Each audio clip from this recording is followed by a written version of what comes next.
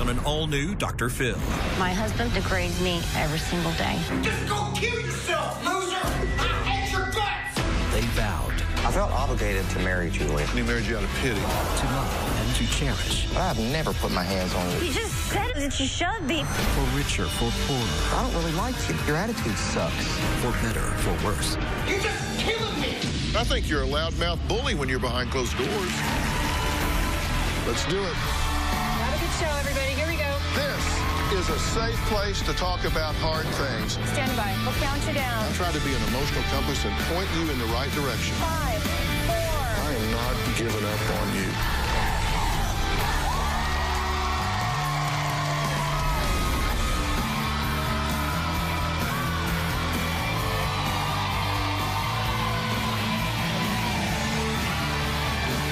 How you doing, guys?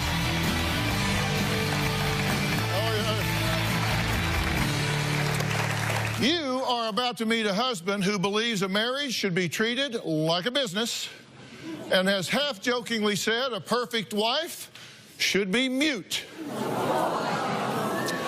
Paul says he married his girlfriend Julie back in 2011 out of pity. And he thought it was a good business opportunity until about 3 years ago when he says Julie became a burden. He describes her as a bull in a china shop, breaking everything in a house from the DVD player to dinner plates to doors. When it comes to vehicles, she is a car crash, literally. Paul says she has been in 6 accidents in 5 years. But the last time she crashed a car, he screamed that she was an idiot who should only be allowed to ride a horse. Here's some of that reaction. I told you to stop taking that car the wall anyway. You can't even operate a car like that. You need a horse. I'm so sick of you. Go the away from me. Just go kill yourself, loser. And I hate you. Well, Julie says that's not all that rare. She says Paul calls her a moron a lot. She says he's changed from being a loving partner to a hostile, abusive husband who treats her worse than he treats the dogs. He even sided with his son when Julie says the teen cut her finger with his dad's machete. Now, Paul says this whole marriage as a business plan has backfired, and he wants to know if he should cut his losses now. My husband, Paul, degrades me every single day. I felt obligated to marry Julie. She really, really wanted me to. Now I feel a little bit of resentment towards it because Julie makes me feel like I'm just a frustrated monster all the time. I'm so sick of you. Paul has grabbed me by the neck, thrown mail in my face, thrown a glass of water in my face, punched walls. Julie instigates fights, argues with me. She nags about things. Sometimes I do have to tell Paul 4 or 5 times to do something. 99 times I'm good. It's the 100th. It's just too much. Tell her to shut up. Go the away from me. Julie's constantly breaking things in the house that I have to fix. So this is what it takes to operate the Blu-ray player. That's all you do. This is the way Julie operates the Blu-ray player. Until the thing's broken.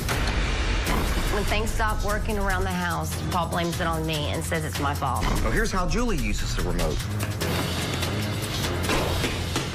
Julie's horrible at handling finances. In the last 2 years, I bet she's overdrawn the account at least 50 times. It seems like bad things do happen to me, and it's not my fault. Sometimes I feel like I'm married to a child. She's more of a burden than a wife. Okay. Charming. You've been together 13 years. You've been married 5. Yeah, we've been married almost 5 years, yes, sir. Yeah. Why are you staying together if you make each other this miserable? Because I love him, and I want it to work. I want to fix this. That's why I'm here. If you think she's such a burden, why have you not unburdened yourself? You know, it hasn't always been this way. For the past couple of years, it's been pretty intense, though. And I don't want to quit, you know? I don't want to just... Because I feel like it's some give and take here. You know, obviously, I have some things I could improve on, but we really need to get down to some accountability for a few things so that we can move forward. And I think these are fixable. If I didn't, then I wouldn't. Why did you marry her? Because I do love Julie. I do. Well, you told us that you married her because you felt obligated. Well, we've been together a long time, and, you know, at some point, I did feel a little obligated, but I also do love Julie. Well, here, let's just listen to what you said. I felt obligated to marry Julie. She really, really wanted me to. Now I feel a little bit of resentment towards it. Sometimes I feel like I'm married to a child. She's more of a burden than a wife. There it is. There it is. I don't make this stuff up. How do you feel about that? I'm sad. Why are you laughing? Because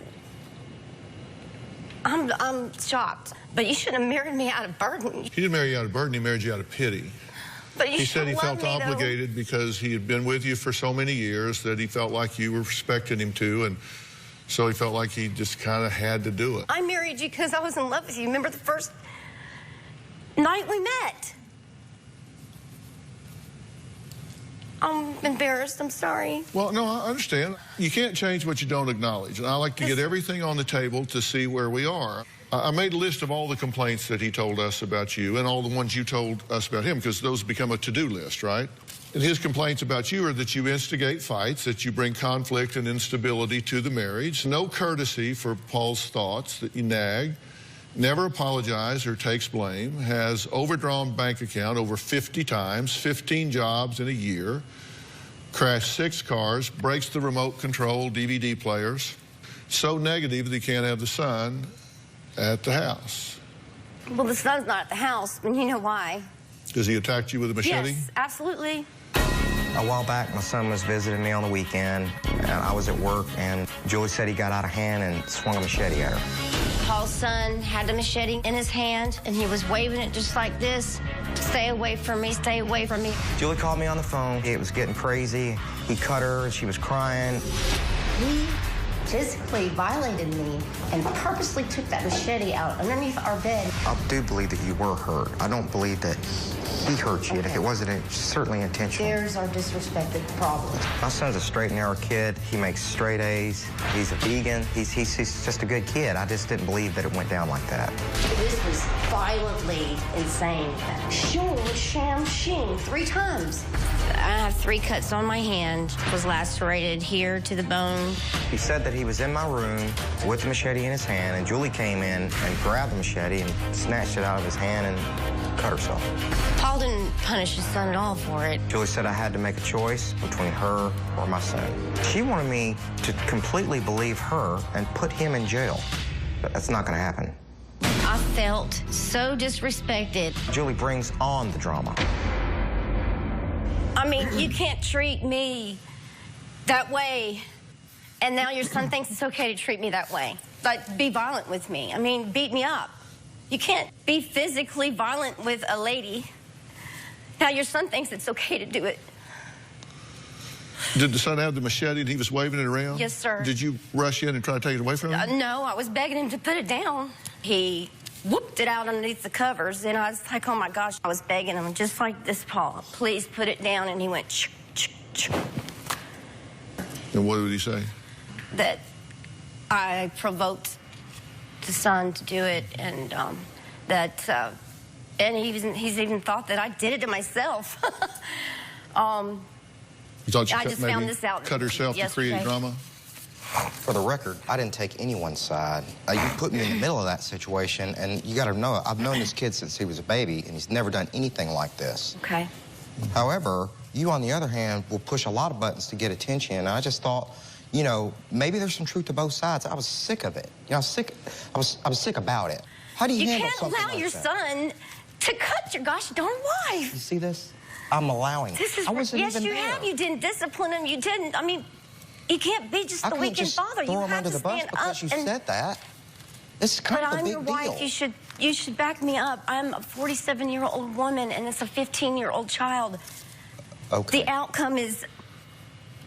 We've got to take a break. Julie has a list, too. So there's been 900 fights in the last 5 years, according to her. And she says he's been aggressive from the start. Kicked her out of the house and beat her with a shoe, according to her. When we come back, 2 years ago, Julie called the police on Paul, but the police decided it was her that needed to be arrested. She'll tell us why when we come back.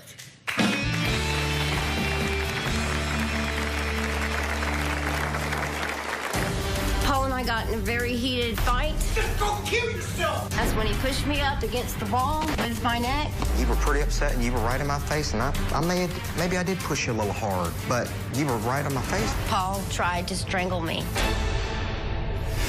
And later, You had to go on TV to do that? Yep. Okay.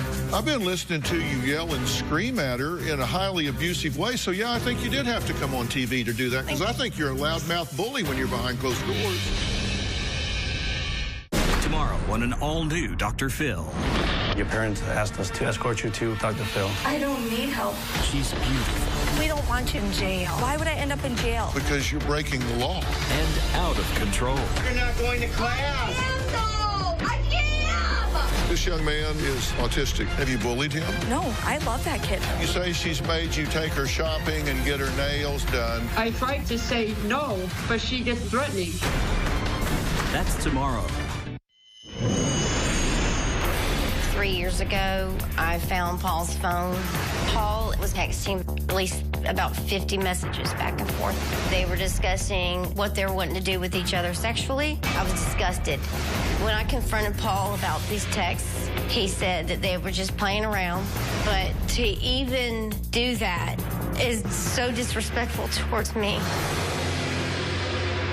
Well, instead of words of love, Julie says her husband, Paul, of 5 years, calls her a moron, stupid, idiot, and useless. Now, even the police have been called to break up their altercations. Paul's a very, very strong man, and if he wanted to hurt me, he could. I'm so sick of you! Go the away from me! One time Paul got so violent with me, I had to call the police. Just go kill yourself! Paul and I got in a very heated fight. I didn't do anything. I touched it. I threw a little small dish on the floor. I started getting really, really upset and uptight, so I went to leave the room. That's when he pushed me up against the wall with my neck, and I felt myself going higher and higher. You were pretty upset, and you were right in my face, and maybe I did push you a little hard, but you were right in my face. He grabbed me by the neck and lifted me up off the ground. I was so scared that when he finally let me go, I called the police. When the police came, Paul acted very cool, calm, and collected. When I was telling my story, they didn't believe me. I was getting more upset. They showed up, you got lippy with them, he told you to sit down and be quiet and be calm. You start snatching your hands back from him, and he put the cuffs on you. They said I was acting crazy and belligerent, so I was arrested. But Paul tried to strangle me and could have killed me. Why did you get belligerent with the police? Because they didn't believe me that he was strangling me. Well, Julie has complaints about Paul. He says, I'm sorry too many times, that it loses its meaning. Treats dogs better than he treats Julie. Hit with a shoe, kicked out of the house, grabbed arms and shook her. Picked up by the neck, called useless, moron, loser. Threw glass of water at her, threw mail at her. Has sex 6 times a year, won't fix the house. When did you hit her with a shoe? I don't remember. Did you hit her with a shoe? I think I slapped her on the butt with a shoe, if that's what we're talking about. You took your damn flip-flop out on me and slapped me around in it, and then you packed my bags and put me out, and I had to walk to the freaking hotel, sleep in a hotel that night. This is before you got married? Yes, sir. He said he was sorry, and then he would never do it again. Right. And everything was great for several years, and When did it go bad? What changed? Well, some pretty big issues, like the deal with my son, and the whole not working thing. I mean, I've had the same job for over 12 years, and it's not very... So you resent her being unstable job-wise? Sure, it affects me. It's not really a money thing as much as it is security, and hey, we're not doing the right thing here, you know? Right.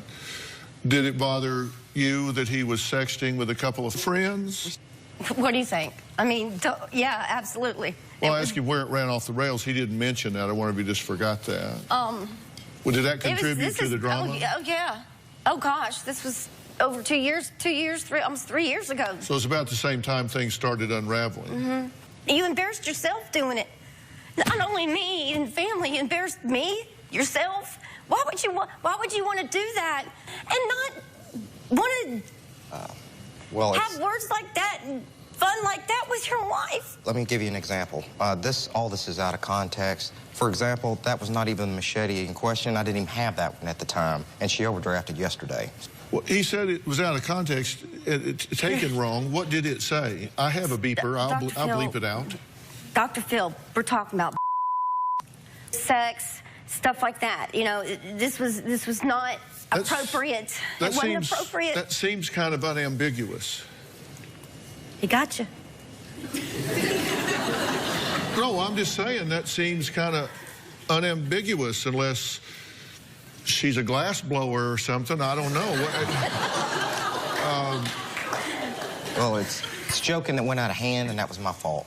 But you did break the remote. I don't know what he's talking about as far as the remote. I'm sorry, that's a first. I can break one right now for you if you want, but because I really... All right, coming up, Julie says they have sex maybe an average of 6 times a year. She says that's part of their problem.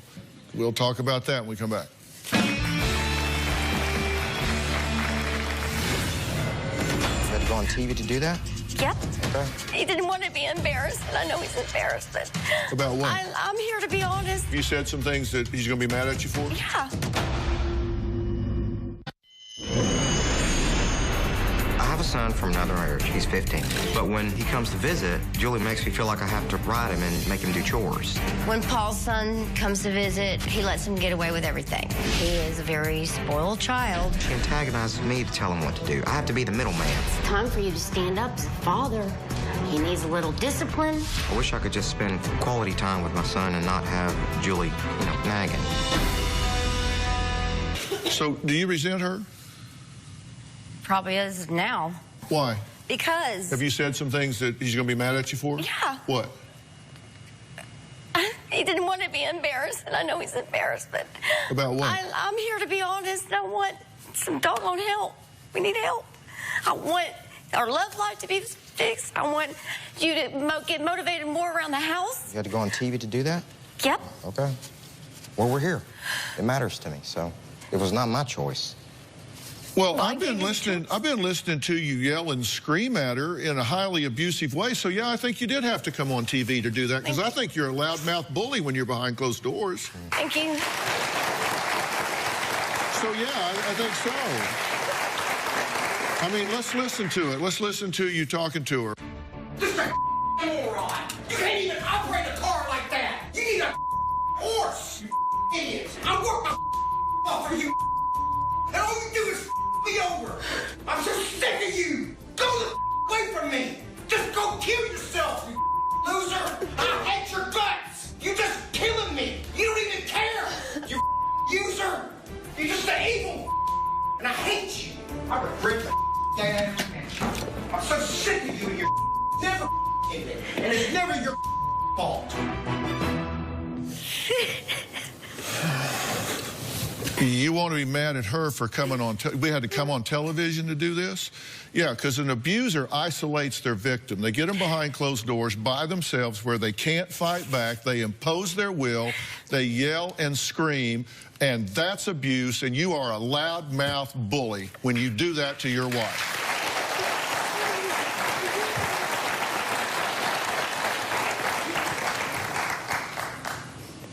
Now tell me that's out of context.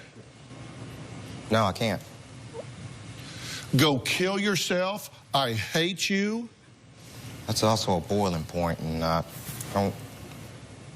But it's okay for you to talk to me like that. I don't care how bullying you get. You don't treat a woman like that. You don't treat your wife like that. You either get help or you get away, because that's not okay. Well, first of all, I can say this, and with all honesty, I do have a loud mouth, and that's terrible, but I've never put my hands on you, ever. I never would. And for you to say that is a complete lie, and you know it is. You just said in the video that you shoved me, but you really were choking me. You had both, and that was the night that I felt I needed to call help. So I dialed 911. I have a different opinion on that. Right, like you have with your son in that incident, too. Let's assume you said, maybe I pushed you harder than I should have. Okay, that's what you said on the tape. Let's assume she's histrionic, belligerent, out of control. I mean, she did get arrested that night, so let's assume she was not totally rational that night. That's an understatement, but yeah. Do you think that's not abuse? Sure it is. That is mental, emotional, verbal abuse. And if you can't be around her without doing that, then you shouldn't be around her. If that's what happens when the two of you are together, then you should not be together unless and until you get the help necessary to create an environment in which you can communicate in a more mature fashion. And what you may think can be a little embarrassing in the moment could be saving both of you a hell of a lot of trouble going forward if this turns out to be a wake-up call for the two of you. Now, Paul says there are three major things that Julie needs to fix. He says things could change, things could turn around. I don't know, maybe it's too late for all that. We'll be right back.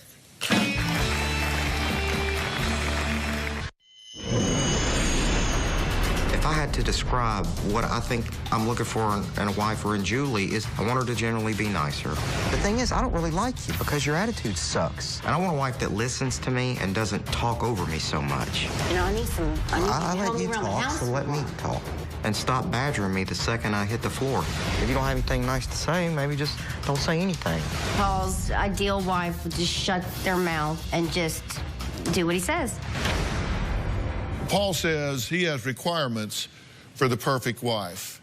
He says, 1, be mute. 2, talk whether things are good or bad. 3, help her husband. 4, have goals in life. 5, be responsible. 6, have common sense. 7, be a nice person. 8, no me-isms. And 9, no drama. Now, in your defense, when you said be mute, you joked and said, I can't believe I said that out loud. You were being somewhat facetious, but you believe there are times she just needs to zip it. Yeah. Right? Absolutely. And you said that there were 3 things she needed to change. Number 1, her priorities. Number 2, her communication style. And 3, her penchant for conflict. She just needs to stop creating constant conflict. Right. What do you say about that? Sir, then I wouldn't be a woman. I mean, yeah, I'm going to be drama. A girl does that. I mean, she wants some attention. I mean, if you give me some attention. But for me to just shut up, not have a voice, not to talk, not to communicate. I mean, that's how I communicate. Maybe I need to work on that. What do you want here? I want to be treated like a good wife and not be yelled at like this and not be thrown around. I want some respect. I want to be motivated more in our marriage. I want us to love each other. I want you to kiss me when I come home or when you come home. We haven't even kissed, like kissed in months, 8 months. The fact that you don't love me anymore, you should, you're here. I mean, I know you love me, but this can't happen anymore. I'm not going to live tomorrow knowing that you could do that to me again. What do you want? Can I talk now? Okay. Well, let me say a couple things. First of all, that was terrible, and that was me at my worst. And what I want is for somebody, you, to not push my buttons to the point where I can act like that and then be recorded, which, who does that for a later date? Why don't you even do that? I mean, what's the point in that? Is that because you love me that's going to help us? Or you push buttons to make me act like that and then you record it? I didn't even know you were doing that. I was just being myself, and that was terrible. And that's, what, 5 times? 5 times over a period of 10 years, maybe? That's 5 times too many. Sure it is. The question was, Just like you did that. The question was, what do you want?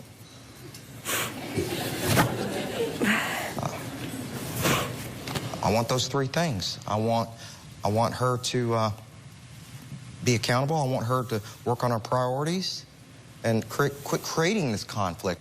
So, for example, if I'm working all day and then I walk in the door and she fires up the argument maker and starts cooking up another batch of turmoil and I act like that, and then you turn the phone on and that's, you know, that's just another bullet in the magazine, right? What? Well, are you a slow learner? You said she does it. Apparently I just refuse to quit. Well, maybe that's good. I asked you what you wanted. I'm going to tell you what I want when we come back.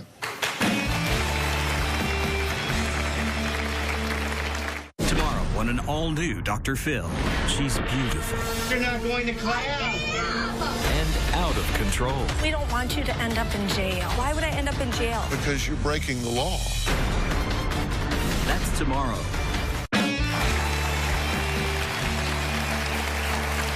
Julie says she tries hard to be a good wife to Paul. She says she cooks, cleans, irons his clothes, and takes care of their 4 dogs, yet she says Paul treats her like a child. Paul says she is bringing instability and drama into their relationship, can't hold a job, doesn't contribute financially, is overdrawn at the bank constantly, and threatens the security of the relationship. Let me tell you what I see here. I will bet that if I knew you at a job somewhere or something like that, we would probably get along just fine. You're probably a pleasant person to be around. I bet if I knew you at work or something and we hung out or whatever, we'd probably get along just fine. I bet you wouldn't treat me the way you treat her, and you wouldn't be antagonistic. I mean, there's a chemistry here between the two of you that's situation specific. You don't react that way to other people in your life, do you? I hope not. At work or whatever, and you don't have people yelling and screaming at you. You don't provoke people or whatever. It's the way you two come together. And both of you have very legitimate wants and needs and complaints about the other one. But your way of dealing with them are so illegitimate, it overshadows the legitimate complaints. Sure. So she gets away with everything because your way of responding to it is so outrageous that everything you're complaining about pales by comparison. And you, look, clearly, you're in a very unstable situation here. You're getting yelled at, not every day, but you're getting disrespected every day. Yeah. You've lost his respect because I don't know why you're doing some of the things you're doing, but you teach people how to treat you, and somehow or another you all have defined this in such a way that you're living in a situation where neither one of you are getting what you want. You don't marry someone so you can be in an emotionally barren environment. Right. He wants a soft place to fall. Yeah. He doesn't want to come home and the minute he opens the door, whack, whack, whack, whack, whack, whack, whack, which is exactly what you get, right? He doesn't want to open his eyes in the morning and first thing he gets is whack, whack, whack, whack, whack. That's not what he wants. You don't want to walk in the house every day feeling like you're on eggshells where you're going to get blasted for being an idiot, moron, this, that. Both of you are apparently so frustrated about something that you're just venting towards each other something terrible. And that is not an okay place to be.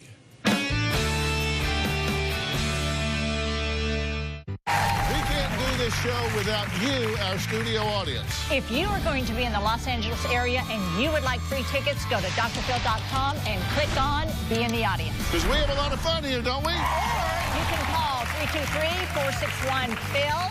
That's 323-461-7445. Maybe you two should get a divorce. Maybe you shouldn't. But what you should do is make this agreement. We may get a divorce and we may not. But we will not stay married this way another day in our life. That's what you should agree for certain. We should make that agreement for sure. Okay. And if that means you can't be around her, then don't be around her. If that means you can't be around him without lighting into him or what, then don't be around him at this point. What I would hope you would say is, we're not getting a divorce and we're not staying married like this anymore either. Right. That's what I would hope you would say, because I can tell you you're not ready to get a divorce yet because you haven't done the work. You haven't earned the right to quit this yet. The time to get a divorce is when you can look at each other and yourself in the mirror and say, okay, there is no stone left unturned. I can honestly look myself in the mirror and say, I've done everything I know how to do. I have no unfinished emotional business. I'm not angry. I'm not bitter. I'm not hurt. I've done everything. I am at peace with the decision that it's time to end this relationship. And you can't say that now, and you can't say it now, because all you've done is suffer and vent. You haven't done any of the work. Give me 90 days. Give me 90 days to bring you some serious help for this relationship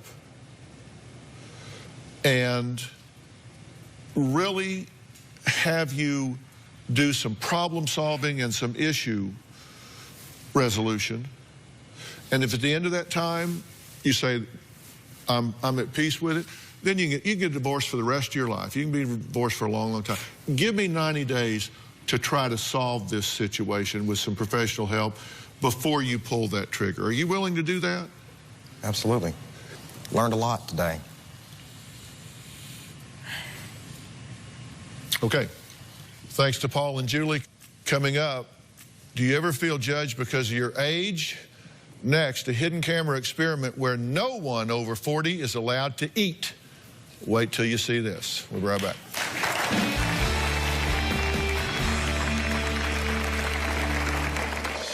Today we're not serving anybody over 40. Really? Could you just have your mom step away from the food truck? That's the definition of ageism. Older people just don't really fit into our culture. That's ridiculous. We actually don't think that this truck is a good fit for you. Ready to get real? Go to drphil.com for advice on relationships, parenting, finances, and more. Plus, weigh in on your favorite episodes, share your stories, and find support in the Dr. Phil community. When you sign up for the community, you will automatically be subscribed to the Dr. Phil Show newsletter. Log on to drphil.com today.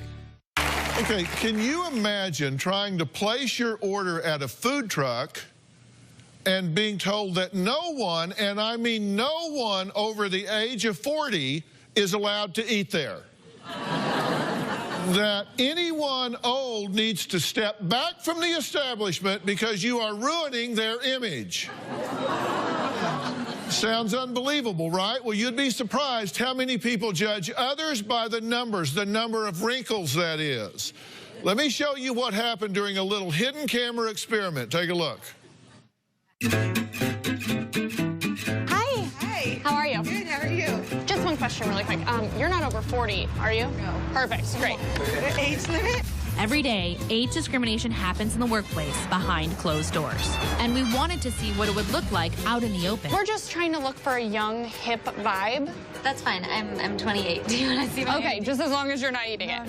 No, she's okay, not no, I eating believe it. you. I believe you. Excuse me. Could you just have your mom step away from the food truck? Why? Yeah, It just gives people the wrong impression. Okay. You are exactly what we're looking for in our company.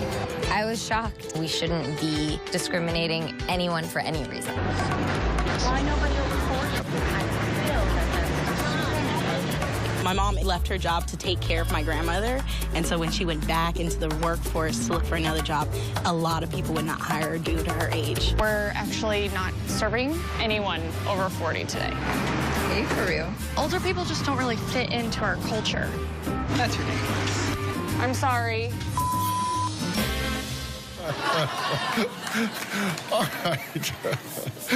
Joining me to discuss this very important topic is Joanne Jenkins, the CEO of AARP and the author of a new book, Disrupt Aging. So welcome. Thank I'm you. so glad that you're here. Thank you. Now, you guys put this experiment together, and boy, did you tick some people off. What were you trying to prove? I think the most important thing is that ageism is alive and well, and it's ageless. It's not just about people who are over the age of 40, but it also affects the young as well, whether it's a young student coming out of college trying to find that first job, or somebody over the age of 50 who might be transitioning to a new career. Right. And ageism exists. Right. And I think the important part, if you saw this and it happened to you at the food truck, then why do you allow it to happen to you every day at the workplace or in your personal lives? Yeah, it's just right there, a big spotlight was put on it, but it happens invisibly in so many other places. Now, Alana and Candace were part of this video, right? Yes. The food truck server asked your mom to move away from the truck, right? Yeah. So how did it make you feel? Well, I was really shocked and surprised. Like, I just couldn't really believe what was going on. And I was like, this can't be real. Candace, this just makes you mad, right? Yes. Yes, it does. I saw that they weren't serving anybody over the age of 40, and I did get mad. And I believe discrimination is wrong anyway. So, Joanne, how do stereotypes about aging really hurt society? You guys deal with this every day. Well, we do, and I think the biggest area is it puts up these artificial barriers. So people begin to believe these stereotypes and outdated beliefs themselves, and it actually prevents people from living their best life and doing what it is they want to do regardless of their age. You know, in your book, Disrupt Aging, it said that people that are 30 or under think 60 defines old. Yes, they do. Oh. That's scary, isn't it? Oh. You didn't have to put that in there, did you? It is scary. That did used to sound old. It doesn't sound old anymore. No, it doesn't. Because people think I might be 60 since I have thinning hair. They might think that. But here's the thing. You bring up some really important stuff for us to think about, and not just to think about as we get to some of these numbers, but to start thinking about early on. We're living longer. You talked about life expectancy growing so much more now than it ever has before. Share that. We're going to live another 20 or 30 years. The fastest growing age segment in this country is people over the age of 85, and the second is over the age of 100. And if you think about, we're creating a whole new middle age, extended middle age, so that you're going to live more time in your adulthood than you lived in your childhood. Wow. Okay, so...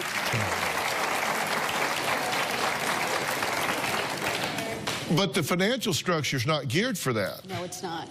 So we got to come up with the money. Absolutely.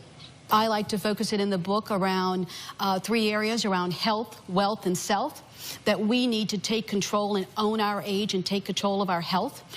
We need to be empowered users of the healthcare system, not dependent patients. We need to start saving sooner. We can't just depend on Social Security, but we have to start saving so that we don't outlive our wealth. And then this last area of self. How do we, in this extra 20 or 30 years that we're going to live, start doing and becoming the person that we've always wanted to be? How do we find our passion? How do we reimagine who we are at 50 plus? Yeah, it seems to me that I see a lot of these companies with these mandatory retirements and all. Why are we kicking out the people with all the experience? That doesn't make any sense to me. Let's get rid of the people with the experience and bring in somebody that doesn't know squat. Now, we actually have some people in the audience that say they were discriminated against on the job because of their age. Cheryl, tell me what happened to you. Yes, I'm an accountant with over 40 years experience. So the owner 2 years ago said to me, "We're letting you go. You can go retire now." And I just didn't think that was really right. Do you think it was totally because of your age? Yes. Yeah. Yes. That's happening more than it should. And that's why I said about sending experience home. And this is something we just need to address. Absolutely, and if you think about the work shortages that we have in this country, this 50-plus workforce could be a solution for the country. Oh, my gosh. Now, it's Marquetta, right? Exactly, yes. Tell me about your situation. I was stocking shelves, and they were constantly on me about pick up the pace, you're moving too slow. You need to work like this 20-year-old. And they even started calling me grandma. It was blatant age discrimination. Yeah, that's not good. So age discrimination is not only in the workplace, it's really all over the place. And your book is about solutions to that.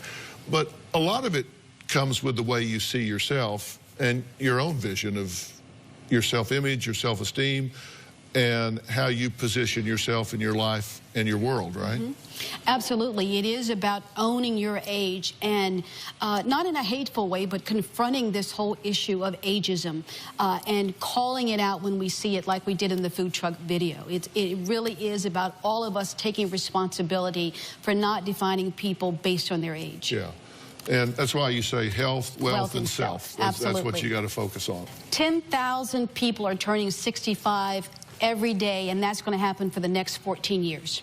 And so if you think about how we live today, we need to adapt and get rid of these outdated stereotypes and come up with new solutions so that we can continue to age better. All right. Well, look, this book is a must-read no matter what your age. It's going to help change the conversation about aging, and we really need to do that. And everyone in the audience is going to get a chance to learn how they can change their views. So you're all getting a copy of Joanne's book, Disrupt Aging. If you want more information on how to disrupt aging, go to their website, disruptaging.aarp. We all learned something today, and I hope we can make a change. And really think about that. Ask yourself if you're one of those people that discriminates based on age. And if you catch yourself doing it, cut it out. I want to thank all of my guests today, especially Joanne Jenkins. We'll see you next time. Thanks so much. I'll see you backstage. Thanks, guys.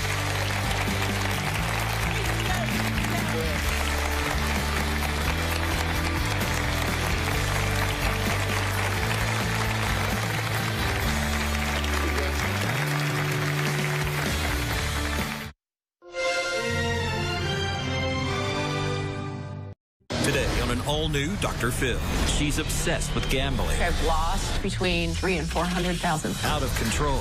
You're gambling away your rent money. I can't stop. Out of cash. How many credit cards have you opened? Between 50 and 100. And she has a big favor to ask of Dr. Phill. Why did you bring me these bills? I thought maybe you might pay them. You wanted me to pay them. You don't have to pay them if you can't afford it. Let's do it. Have a good show, everybody. Here we go. This is a safe place to talk about hard things. Stand by. We'll count you down. I try to be an emotional compass and point you in the right direction. 5, 4. I am not giving up on you.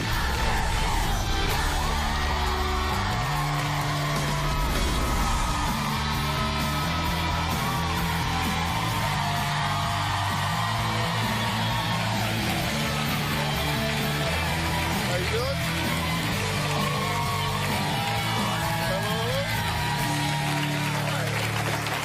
Who would like to win $400,000? Would you play the lottery or go to the casinos if you believed you had a good chance of winning all that money?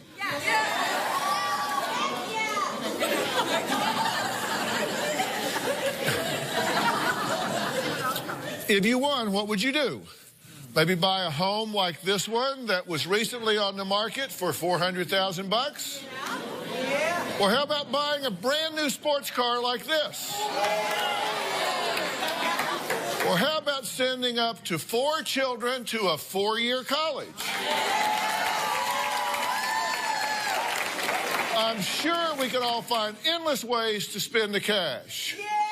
So what if I told you that our guest Debbie flushed $400,000 right down the drain just on regular slot machines at the casinos?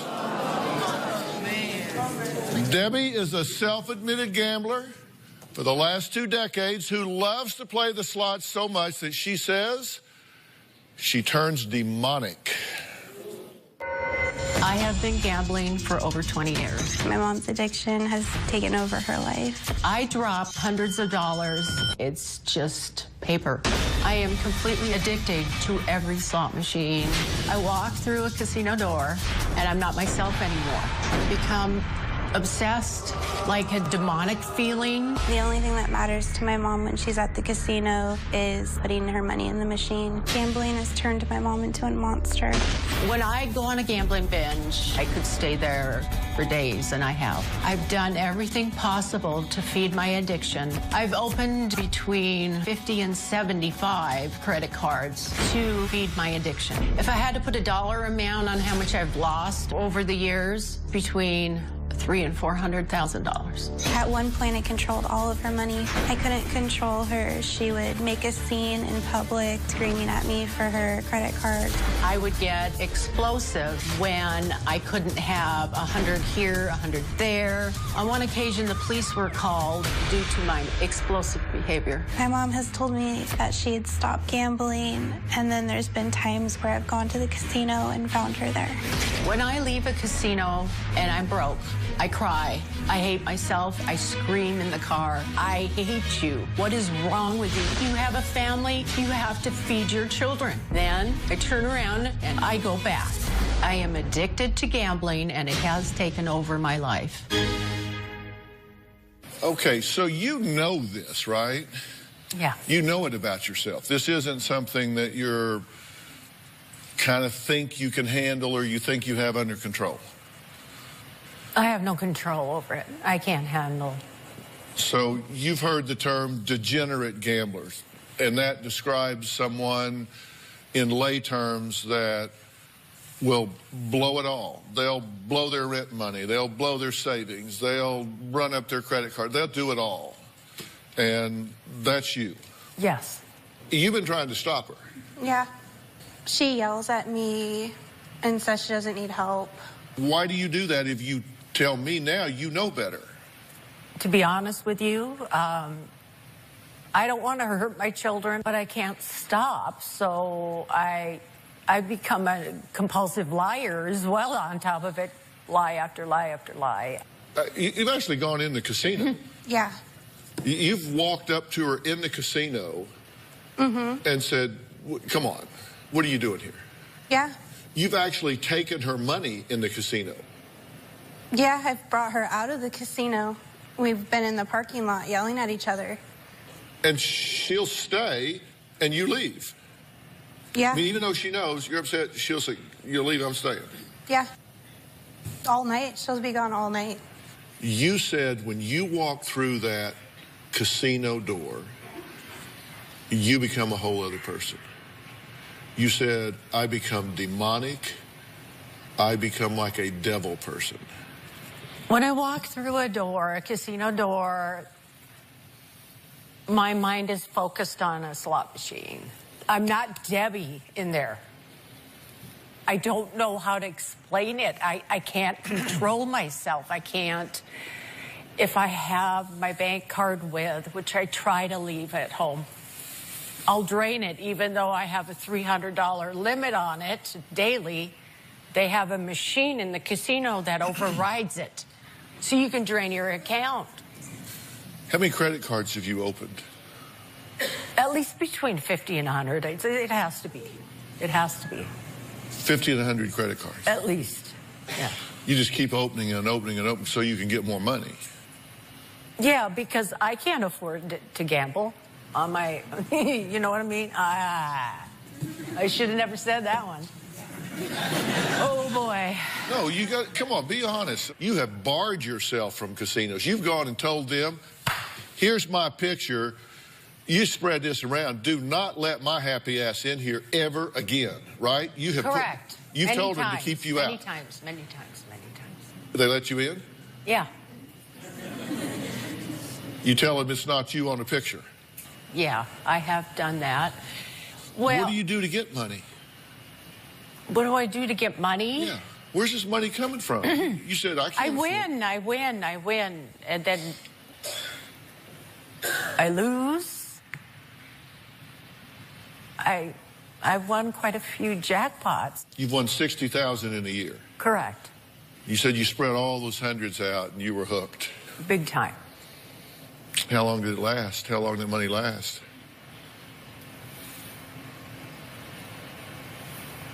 About half a year, maybe, if that.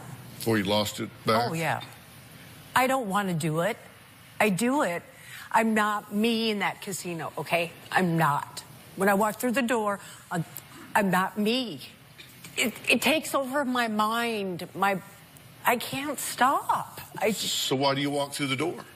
I can use excuses to you like, okay, I lost a bunch of money. I have to go back and get it back.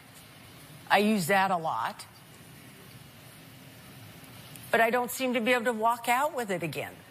So why do I do it? I don't know. One would think that you would say, you know, there's a pattern here. They keep taking my money and running me off till I come back with some more. You would think this is stacked against me. I can't win. I've lost $400,000. So I'm asking, are you a slow learner?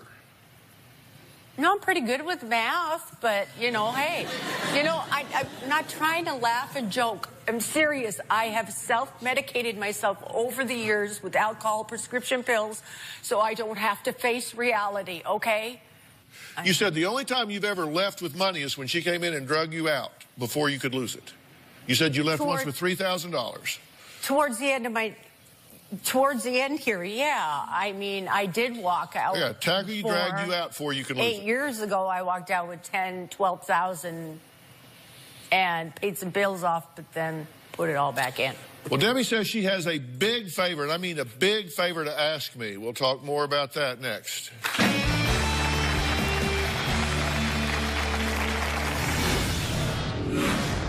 She brought some bills with her. Why did you bring me these bills? Thought maybe he might pay them. You don't have to pay him if you can't afford it, you know? I don't know. And later, what's lurking in Debbie's past that continues haunting her to this day? I can't even imagine the pain that you had to feel. All these years, I've been hiding it, I guess. Tomorrow on an all-new Dr. Phill, their daughter was a soldier. You got blown off a 40-foot wall. Yeah, she was a tough Marine. She's not tough anymore. Now, being injured in Iraq led to my drug use. She's a heroin addict. You took her to a drug deal. She's getting poison and you're driving her to pick it up. She needs me, she hates me, she loves me, she doesn't want me. Tell me what you think and feel. Don't tell me what she thinks and feels. That's tomorrow. When it comes to my family, I feel like I've run out of chances. I hate myself. When I look in the mirror, I see all the hurt I've done to my family. There was a time that I lied to a family member and borrowed $20,000 to pay off credit cards. I was unable to pay her back. Now, I don't think she wants anything to do with me anymore.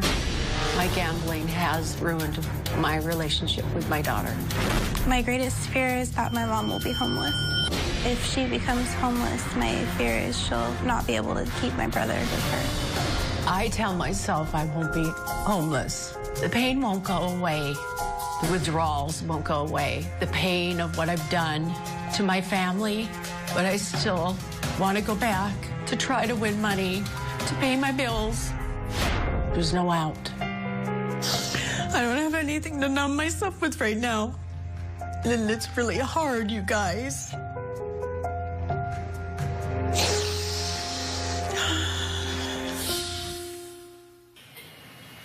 When Debbie arrived in Los Angeles and met up with our staff, she brought some bills with her that she asked to be delivered to me. They did. They delivered these to me. There's vehicle title and licensing, renter's insurance bill that isn't open. I guess you wanted me to open this one here. Why did you bring me these bills? Do you want me to answer that? I actually thought that if I was going to maybe get some kind of counseling or help, that these were the bills my daughter needed to take home with her, and then I thought, well, maybe he might pay them. So it wasn't my first choice to bring them to you. My daughter was going to take them home and make sure they got paid somehow. I'm not paying them.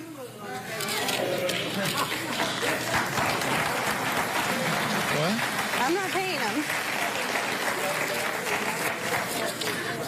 Well, that's not what you said. You said you wanted me to pay them.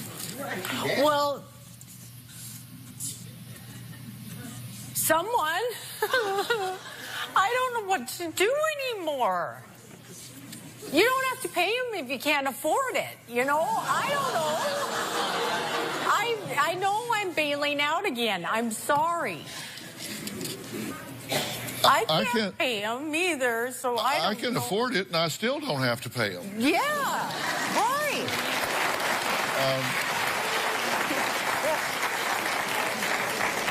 I'm trying to get a window to your thing. How long have we known each other?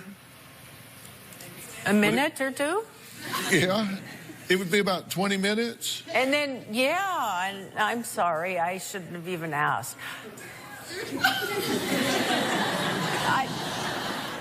I can't stop. I don't want to lose my third child. But yet you're gambling away your rent money. Yeah. I don't mean to. It controls me. In that casino, I can't stop. How long you been living where you're living? Oh, about a month and a half. Yeah. How long were you living where you were living before that? A year. Uh-huh. And why'd you leave there? She was making a scene and trying to bang on my door and get money from me. For? To go gamble. And the whole neighborhood saw. And the cops came. Well, you weren't in a casino then. You said you become a different person when you walk in the casino. That's your trigger. That environment changes you into the devil person. But you weren't in a casino when you were banging on her door to the point that the cops came and you're demanding money to go gamble. That's incorrect. What is correct? I had been at a casino for 5-6 hours and lost. I came to where I was living, and I had asked for more money. To get even? Yeah, my own money that I had my daughter hold on to, so I could have Christmas with my son and my daughter. She was holding on to $2,000 of my money. To not give her. You came to get Christmas money to go back to Correct. the casino because you say you get vengeance money. You say you come home, you're vengeance. I'm going to get some money to go back and kick their ass, right? So she stands in the gap, says, I'm not giving you this money. I'm not giving you the money. And you demand it's your money. You want it, by God, give me my money. The point is you're standing there demanding money to go gamble with. Debbie claims she didn't even start gambling until she was in her 30s. What happened in her life to transform her from being a typical wife and mother with a job to what she self-describes as a crazed demon? We'll be right back.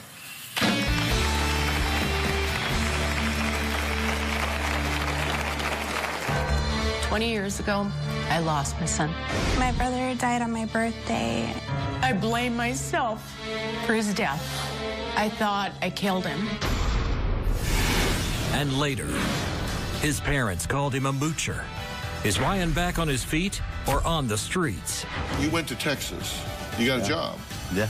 But you got fired after a week? No, it was after a day.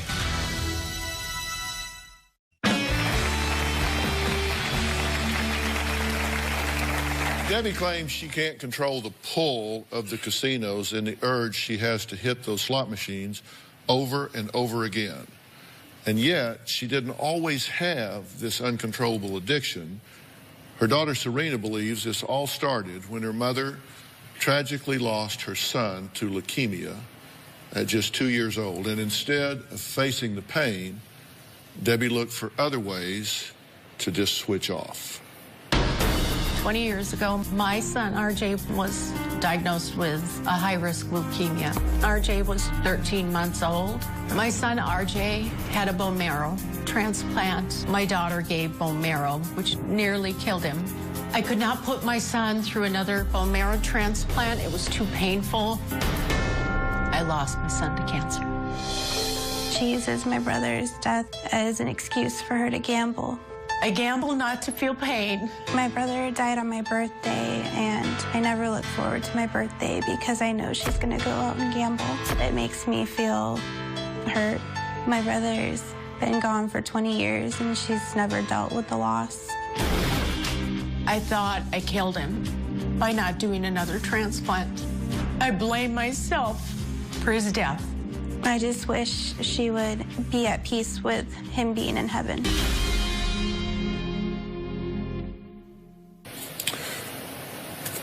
Well, I can't even imagine the pain that you had to feel at that time. You had a very difficult decision to make, right? Whether to do the second bone marrow transplant or not. And you made the decision to not do it. And you've questioned that ever since? Just recently, my ex-husband had said, "You're destroying your daughter like you destroyed your son." Right there, I thought, oh my gosh, I have been hiding this or not even realizing this for so many years that maybe I did. All these years, I've been hiding it, I guess, because I didn't realize until the ex-husband saying to me, "You're trying to destroy your daughter like you destroyed your son." It just popped out. God, yeah. I'm sorry, I'm just not sure I can go along with his blurted out analysis and diagnosis there. I'm sorry.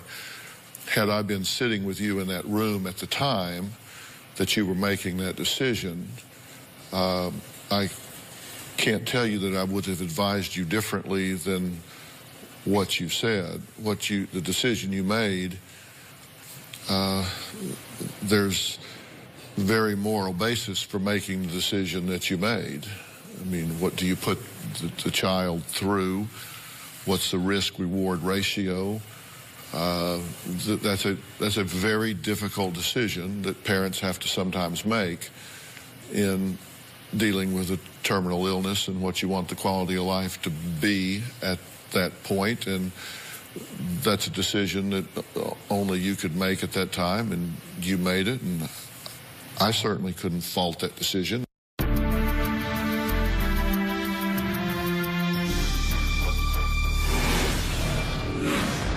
They show pretty people having fun. They don't show you standing at the door screaming at your daughter for more money. They don't ever show that on a commercial, do they? And later, you said the help that I offered and arranged for you just sucked. The life coach that was assigned to me totally failed me. If you have a family member or a friend who you believe is living a lie and needs help coming clean with themselves, with you, with whoever, log on to drphill.com and share your story.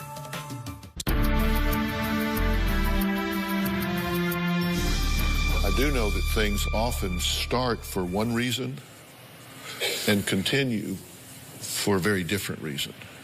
Maybe you started self-medicating, as you said, but then pretty soon this took on a life of its own. They show pretty people having fun in casino commercials. They don't show you standing at the door screaming at your daughter for more money. They don't ever show that on a commercial, do they? Yeah. They don't ever show you with a file full of bills trying to figure out how you're going to pay them. They don't show that in a commercial, do they? No. Because right now, if you stopped gambling, would your life be peaches and cream? Of course it wouldn't. You have a lot of other challenges in your life. And if right now your coping mechanism, your escape mechanism, your eject button from the pain is to lose yourself in a casino, and that's taken away from you and nothing is put in its place, you know what's going to happen? You're going to default right back to what you were doing. You know, I'd like to add Dr. Frank Lawless to the conversation. He's the chairman of the Dr. Phill Show Advisory Board. Frank, welcome. Glad to have you here.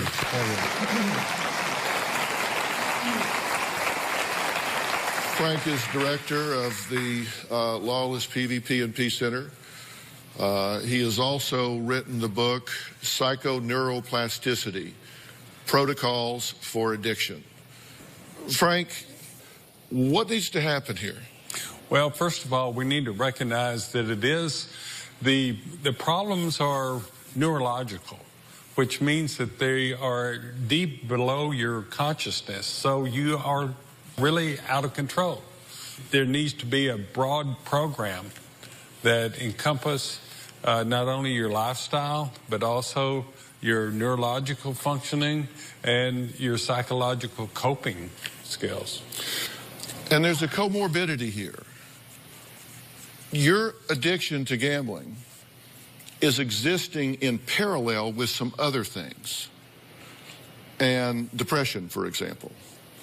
Anxiety, for example. Those things have to be dealt with in parallel to what we're talking about here. You got to deal with everything. At one time, you fix one thing and not the other, then that's a half a loaf. You've got to deal with everything. So what I want to do is really attack this on all fronts and give you a chance to turn this around and do it right one time.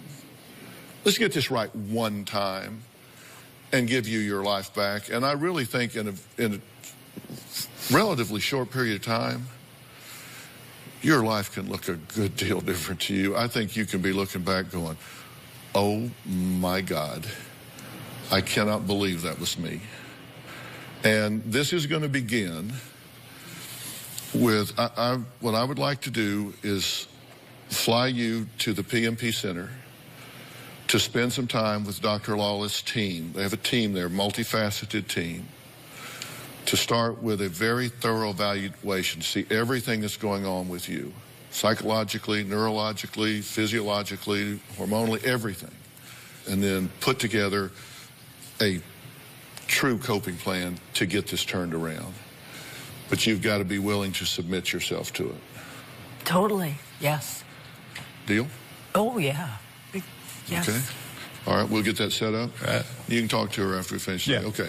All right, I'm going to let these guys go. You're going to remember my guest, Ryan, was once making millions, but then moved in with his girlfriend to his parents' garage. Well, they're back with an unbelievable update right after the break.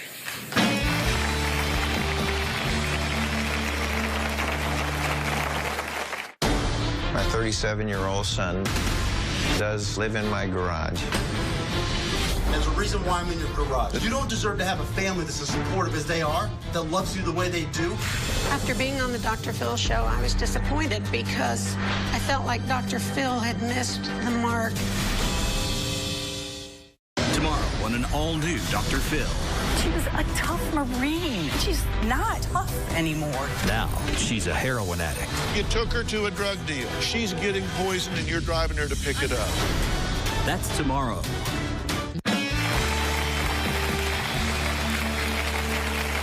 You may remember my next guest, Ryan, who was living with his girlfriend in his parents' garage and claiming he just couldn't get a job, even though he was once quite successful, making millions in the real estate business. His appearance on our show 8 months ago, well, it was memorable. My 37-year-old son does live in my garage. This is my casa. This is where I stay. This is the garage. Life with Ryan is extremely chaotic. I've probably asked Ryan to move out 100 times. You're not working. No, I'm not. Why? Well, I'm on unemployment. Are you working? I'm working still. I'll be 73 next month. So he's twice your age, and he's working, but you're sleeping till 2 in the afternoon in the garage. What is wrong with you people?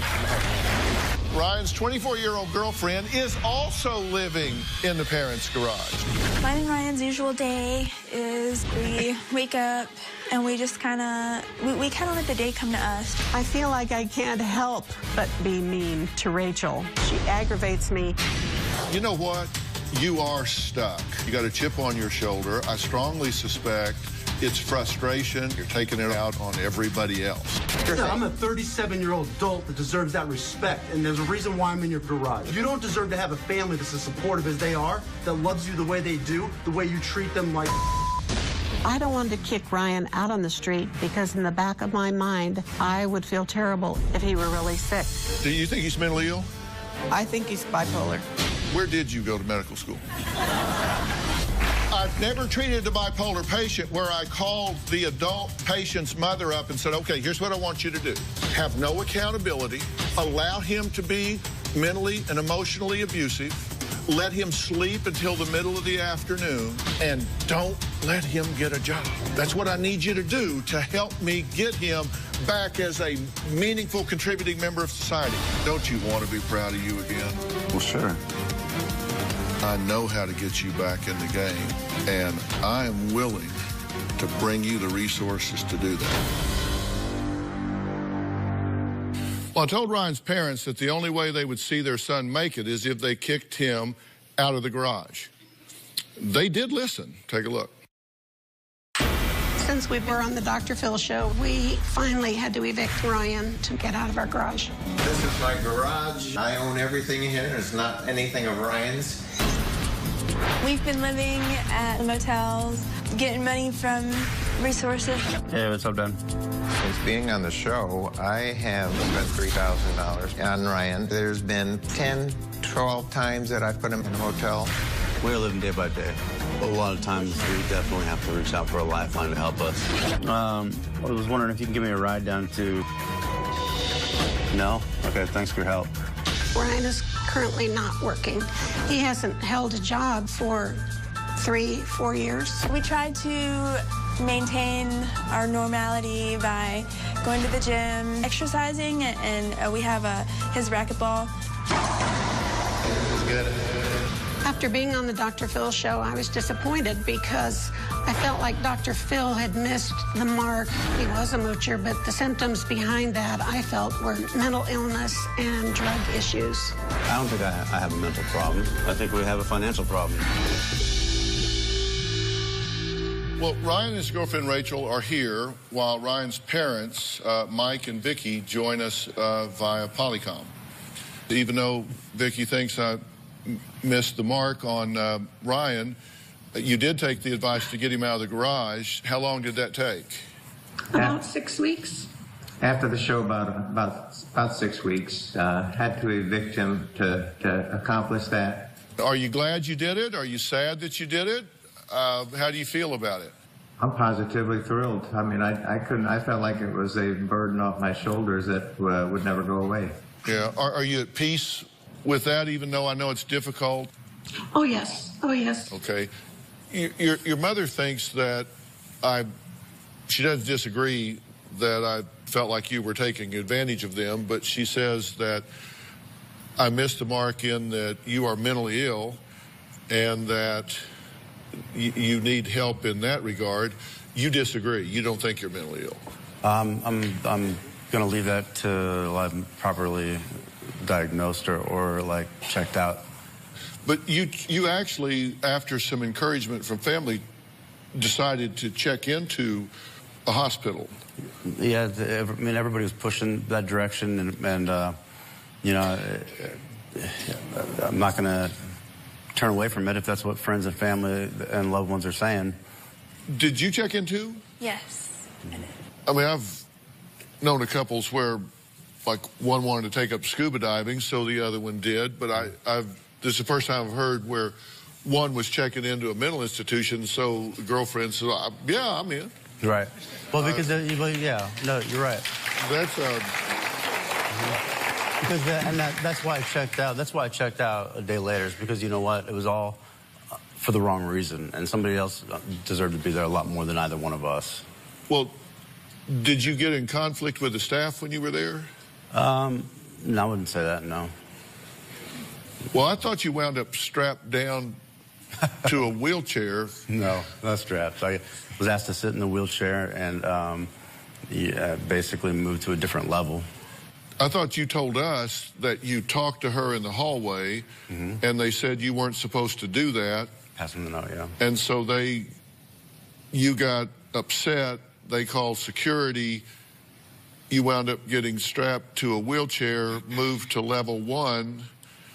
They took you up to that ward, and you decided, well, these are some seriously disturbed folks up here, and there are people that deserve to have this kind of care more than I do. I should not be taking up a bed here, so I'm going to check myself out.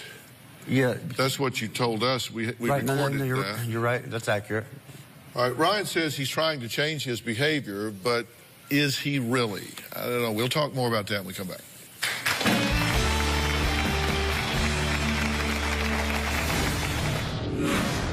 You got a job? Yeah. But you got fired after a week? As an employee, I worked 1 day. And got fired? Yeah. Yeah. Because you took a day off. Do you need Dr. Phil's help? Text Phill to 88500 and share your story for a chance to appear on the show. Standard message and data rates may apply. We can't do this show without you, our studio audience. If you are going to be in the Los Angeles area and you would like free tickets, go to drphil.com and click on Be in the Audience. Or you can call 323-461-PHIL. That's 323-461-7445. I just cannot stand Rachel. She feeds Ryan's addiction for drugs. She's brain dead. I don't feel like I'm homeless. I feel like I'm stuck in between a rock and a rock place. And so I just need help, like, getting pushed out. The only way that Ryan can recover is to eliminate Rachel totally. They're pretty harsh about you, Rachel. They say you are enabling him, that you are a drug pipeline, that they're saying you need to be gone out of his life, and that you're bad news bears. How do you feel about that? Well, I don't know. So first they're the enabler and now I am. Like, they just want to throw it on me because they're out of the way now, or what? Are you all into drugs? Are you doing drugs? A little bit. What are you doing? Smoke marijuana. Yeah. Marijuana. What else? That's it. You went to Texas. You got a job. Yeah. Went to Texas, but you got fired after a week? No, it was after a day. And doing everything that I thought was good. Passed the drug test, passed all the paperwork, got everything done. Well, why'd you get fired after 1 day? You said it was a schedule problem? You took a day off? No, when I went in, I went in and I worked basically as long as they needed me there to get done what we needed to get done, open to close, pretty much. And when he left, I wasn't assigned a team, so I was on the B schedule. And I was finishing up at bell to bell. And there was bell to bell 3 days in a row, almost 12 hours. And I got all my stuff done. One of the managers assigned me to the A schedule. Conveniently, the A schedule had the next day. So you worked 1 day? No, I worked 3 days. But my paperwork went through for the drug test in the background on, like, the second day. You were there 3 days? As an employee, I worked 1 day.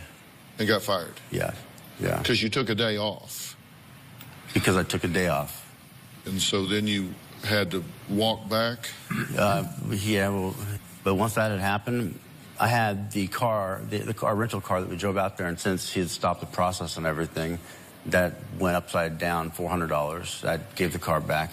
And you said the help that I offered and arranged for you just sucked. You said just nothing to that.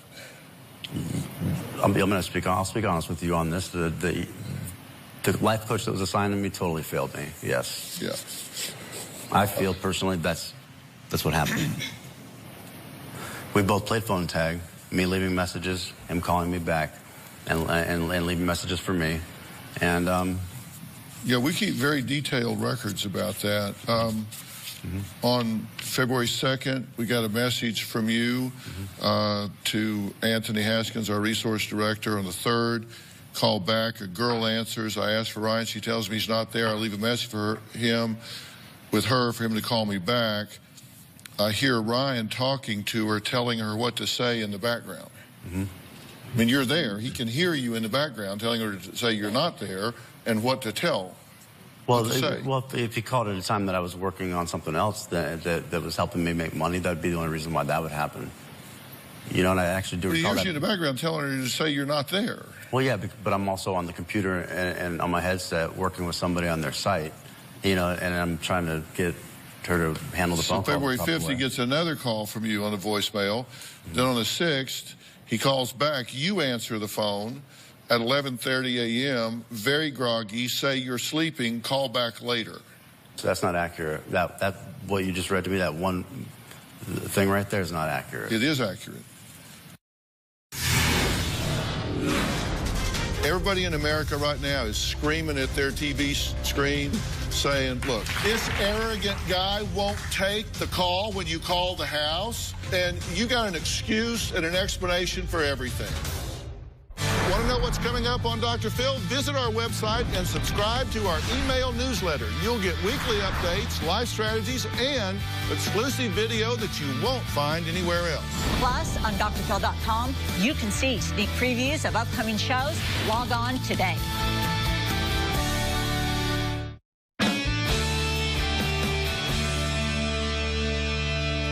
This is Anthony Haskins right here. Anthony, these are your contemporaneous notes at the time. You know Ryan? Yeah. Hey, Ryan. How are you? Good to see you again. Good to see you. These are your contemporaneous notes at the time, correct? Yeah, they are. And you called at 11:30 a.m.? 11:30 a.m. And he was groggy, says, call me back later. That's what happened. Then on the 10th, you have a message from Ryan, your work voicemail. He's asking for a letter from me for the court or his lawyer. It was unclear. Not sure what, but he wanted a letter from you. So you call back. A girl answers. You ask for Ryan. She asks about the letter. You say, I don't do that unless Ryan is doing what he needs to be doing and has at least started working on a program. She says, hold on. An argument ensues between the girl and Ryan about whether or not he wants to talk, and eventually she tells me he's not available and takes a message. I got the feeling with Ryan that he was not intending on wanting any of the help that you were offering, and I felt it was either his parents or it was this letter for the courts or some other motivation, because we take very seriously the help that we provide, and we've tallied up to this point over $25 million in resources that we've provided for our guests. And when a guest reaches out and wants the help that you've offered, I take that very seriously. And I'm getting told by a girl on the phone that you're not available, and I hear you talking in the background, telling her what to say. And then on the other phone call, I hear an argument about this letter and just tell him I'm not available. And so I move on to the next person that is ready, willing, and committing to the help that's being offered. Everybody in America right now is screaming at their TV screen, saying, look, this arrogant guy won't take the call when you call the house, and you got an excuse and an explanation for everything. If you want some help, you need to say so, and I will make a legitimate effort to try and help you. But I can tell you this, you make one appointment and don't show up, the exit ramp is right there, and I'm done. I won't quit on you, you know, and I do want your help. Dr. Lawless, will you dig in here and see what's going on? I will do an evaluation and make a plan. Okay, and amazing. And that's going to require, I'm going to have to fly you to Dallas to make that happen. I will do that.